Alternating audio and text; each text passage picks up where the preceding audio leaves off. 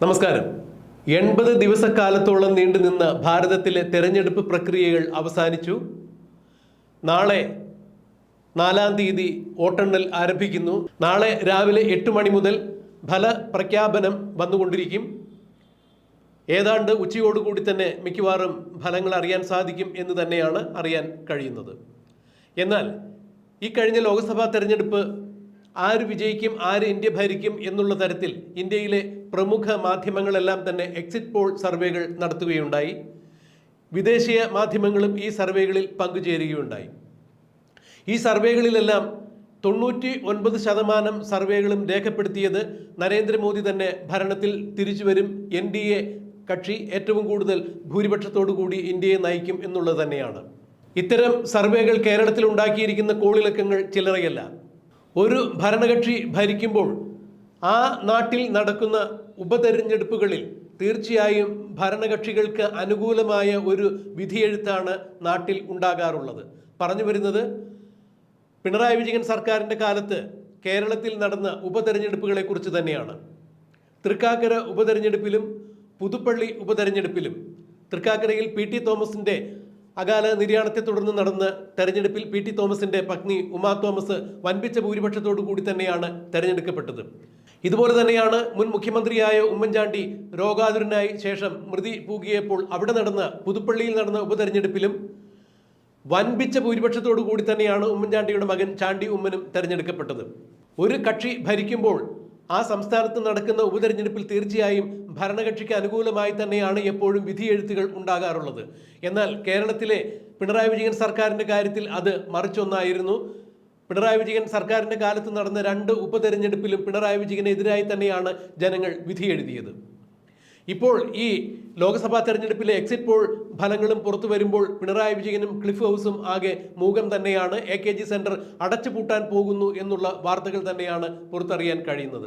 അതായത് CPM-ന്റെയും AKG സെന്ററിൻ്റെയും പിണറായി വിജയന്റെയും തലയിൽ തീ കോരിയിടുന്ന തരത്തിലുള്ള എക്സിറ്റ് പോൾ സർവേകളാണ് പുറത്തു വന്നുകൊണ്ടിരിക്കുന്നത്. നരേന്ദ്രമോദി തന്നെ ഭാരതം ഭരിക്കും എന്നാണ് അറിയാൻ കഴിയുന്നത്. കേരളത്തിൽ CPM-ന്റെ അവസ്ഥ കഴിഞ്ഞ അവസ്ഥയേക്കാൾ മോശമാകും എന്നുള്ള സർവേകളുമുണ്ട്.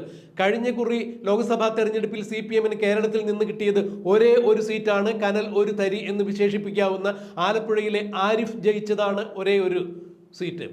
ഇക്കുറി ആലപ്പുഴയിലും ത്രികോണ മത്സരം നടക്കുന്നു. ശക്തിയായ ത്രികോണ മത്സരത്തിൽ UDF-ന് വേണ്ടി AICCയുടെ ഭാരവാഹിയായ KC വേണുഗോപാൽ മത്സരിക്കുമ്പോൾ BJP-യുടെ സ്ഥാനാർത്ഥിയായ ഗർജിക്കുന്ന സിംഹണി അല്ലെങ്കിൽ കേരളത്തിന്റെ ഝാൻസി റാണി എന്നറിയപ്പെടുന്ന ശോഭാ സുരേന്ദ്രൻ തന്നെ മത്സരിക്കുന്നു.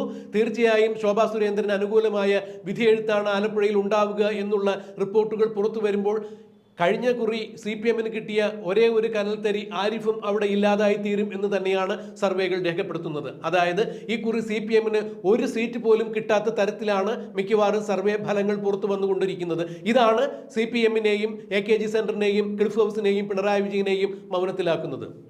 എന്നാൽ ഏതെങ്കിലും കാരണവശാൽ CPM-ന് കേരളത്തിൽ പ്രതീക്ഷിച്ചത്ര വിജയം നേടാതെ പോവുകയോ അല്ലെങ്കിൽ 1-2 സീറ്റ് മാത്രം കിട്ടുകയാണെങ്കിൽ അത് തീർച്ചയായും CPM-ന്റെ പരാജയമായിരിക്കില്ല, പ്രതിപക്ഷത്തിന്റെ വിജയമോ ആയിരിക്കില്ല എന്ന് തന്നെയാണ് രാഷ്ട്രീയ നിരീക്ഷകർ ചൂണ്ടിക്കാണിക്കുന്നത്. മറിച്ച് അത് കേരളം 2 വട്ടം ഭരിച്ച പിണറായി വിജയന്റെ ഇടതുപക്ഷ സർക്കാരിന്റെ ഭരണ പരാജയങ്ങൾക്കുള്ള ഭരണവിരുദ്ധ വികാരത്തിനുള്ള ജനങ്ങളുടെ കൃത്യമായ പ്രതികരണമാണ് പിണറായി വിജയന് ഇക്കുറി തെരഞ്ഞെടുപ്പിൽ ഉണ്ടാകാൻ പോകുന്ന ഈ CPM-ന്റെ പരാജയം എന്നുകൂടി രാഷ്ട്രീയ നിരീക്ഷകർ ചൂണ്ടിക്കാണിക്കുന്നു. എക്സിറ്റ് പോൾ സർവേകൾ എപ്പോഴും ഏതാണ്ട് 80% മുതൽ 95% വരെ ശരിയായിട്ടുണ്ട്. ചുരുക്കം 5% മാത്രമാണ് പലപ്പോഴും മാറിപ്പോയിട്ടുള്ളത്. അതുകൊണ്ട് തന്നെ ഈ തെരഞ്ഞെടുപ്പിൽ നരേന്ദ്രമോദി ഭാരതം ഭരിക്കും എന്നും കേരളത്തിൽ CPM തകരും എന്ന് തന്നെയാണ് അറിയാൻ കഴിയുന്നത്. എന്തായാലും കേരളത്തിലെ പിണറായി വിജയന്റെ അവസ്ഥ ഒട്ടും തന്നെ സുഖകരമായിരിക്കില്ല. പിണറായി വിജയനെ CPM-നകത്തു നിന്ന് തന്നെ ഇപ്പോൾ പടയൊരുങ്ങുന്ന അവസരത്തിൽ ഈ തെരഞ്ഞെടുപ്പ് ഫലം CPM-നും പിണറായി വിജയനും പ്രതികൂലമായി ബാധിച്ചു കഴിഞ്ഞാൽ പിണറായി വിജയനെ CPM-കാർ തന്നെ ചവിട്ടി പുറത്താക്കും എന്നാണ് സൂചനകൾ. പിണറായി വിജയന്റെയും മകളുടെയും കെടുകാര്യസ്ഥത ഒന്നുകൊണ്ട് മാത്രമാണ് ഈ ലോക്സഭാ തെരഞ്ഞെടുപ്പിൽ CPM-ന് ഏതെങ്കിലും തരത്തിൽ തിരിച്ചടി ഉണ്ടാവുകയാണെങ്കിൽ അതിന്റെ പ്രധാന കാരണം അത് മാത്രമായിരിക്കും എന്നാണ് തോമസ് ഐസക്കിനെ പോലുള്ള ആളുകൾ ഒളിഞ്ഞും തെളിഞ്ഞും സൂചിപ്പിച്ചിരിക്കുന്നത്. പുതുപ്പള്ളി ഉപതെരഞ്ഞെടുപ്പിനെ തുടർന്ന് തോമസ് ഐസക്ക് ചിന്ത എന്ന പ്രസിദ്ധീകരണത്തിൽ ഒരു ലേഖനം എഴുതുകയുണ്ടായി. അത് ഭരണവിരുദ്ധ വികാരം കൊണ്ട് തന്നെയാണ് പുതുപ്പള്ളിയിൽ ഇത്തരത്തിൽ ഒരു തിരിച്ചടി ഉണ്ടാകാൻ കാരണം എന്നുകൂടി തോമസ് ഐസക്ക് ആ ലേഖനത്തിൽ സൂചിപ്പിക്കുകയുണ്ടായി. പദ്ധതികൾ പഞ്ചവത്സര പദ്ധതികൾ പോലെ നീണ്ടു പോകുന്നു. റെഗുലേറ്ററി കമ്മീഷനും അതുപോലുള്ള കാര്യങ്ങളെല്ലാം ഒരു തരത്തിലും നിരതമല്ല, പ്രവർത്തന സജ്ജമല്ല. അതുകൊണ്ട് തന്നെ ജനങ്ങളിൽ വളരെ അവമതിപ്പുണ്ടാക്കുന്ന തരത്തിലുള്ള ഭരണമാണ് നിലനിൽക്കുന്നത്.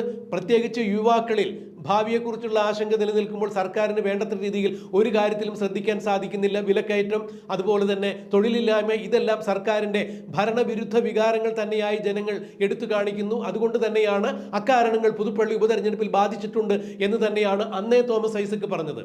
ഈ തെരഞ്ഞെടുപ്പിൽ കൂടാതെ പിണറായി വിജയന്റെ മകൾ CMR എന്ന കമ്പനിയിൽ നിന്നും 1,72,00,000 രൂപ മാസപ്പടി വാങ്ങിയെന്ന വിവാദം, നിയമസഭയിലും നിയമസഭയ്ക്ക് പുറത്തും മാത്യു കുഴൽനാടൻ MLA ഉയർത്തിയ വിവാദങ്ങൾ പിന്നീട് സീരിയസ് ബോർഡ് ഇൻവെസ്റ്റിഗേഷൻ ഓഫീസ് വരെ അന്വേഷിക്കുന്ന അവസരത്തിൽ ചെന്നെത്തി നിൽക്കുന്നു. ഏത് നിമിഷവും Veena Vijayan serious board investigation ഓഫീസിന്റെ അന്വേഷണത്തെ തുടർന്ന് അറസ്റ്റിലാകാം എന്നുള്ള വാർത്തകൾ കൂടി പ്രചരിക്കുമ്പോൾ തീർത്തും പിണറായി വിജയൻ നിസ്സഹായനായി നിൽക്കുന്ന കാഴ്ച തന്നെയാണ് കാണാൻ സാധിക്കുന്നത്.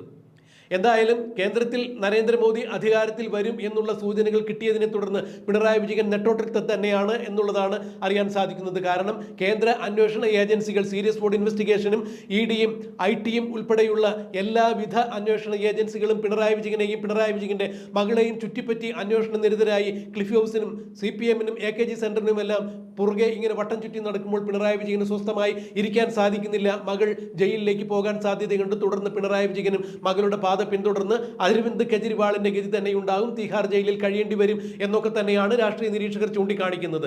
ഇതിൽ പിണറായി വിജയനും ഖിന്നനാണ് എന്നുള്ളതാണ് അറിയാൻ സാധിക്കുന്നത്. ഇതിനിടയിലാണ് ഇപ്പോൾ വീണ വിജയന് അബുദാബിയിൽ വീണ വിജയന്റെ മുൻ ഭർത്താവായ സുനീഷ് ഒരുമിച്ച് ഒരു അക്കൗണ്ട് ഉണ്ടായിരുന്നു. ആ അക്കൗണ്ടിലേക്ക് രാജ്യത്തെ വിദേശത്തെ വിവിധ കമ്പനികളിൽ നിന്നും കോടികൾ ഒഴുകിയെത്തിയിട്ടുണ്ടായിരുന്നു എന്നുള്ള ഷോൺ ജോർജിന്റെ മറ്റൊരു ബോംബ് കൂടി കേരളീയ രാഷ്ട്രീയ അന്തരീക്ഷത്തിൽ വീണ് പൊട്ടിയത്. എന്തായാലും ഇത്തരം സാഹചര്യങ്ങളിൽ തന്നെയാണ് ഇപ്പോൾ തെരഞ്ഞെടുപ്പ് ഫലം വരുമ്പോൾ, തെരഞ്ഞെടുപ്പ് പ്രഖ്യാപനം വരുമ്പോൾ CPMനും ഇടതുപക്ഷ കക്ഷികൾക്കും വൻപിച്ച പരാജയമായിരിക്കും നേരിടാൻ പോകുക എന്നുള്ള എക്സിറ്റ് പോൾ ഫലം കൂടി പുറത്തു വരുമ്പോൾ കേന്ദ്രത്തിൽ നരേന്ദ്രമോദി അധികാരത്തിൽ വന്നു കഴിഞ്ഞാൽ പിണറായി വിജയന്റെയും വീണ വിജയന്റെയും ഭാവി അനിശ്ചിതത്തിലായിരിക്കും എന്ന് സൂചിപ്പിക്കപ്പെടുന്നു. കൂടാതെ CPMനകത്തു നിന്ന് തന്നെ പിണറായി വിജയൻ പടയൊരുങ്ങുന്നു.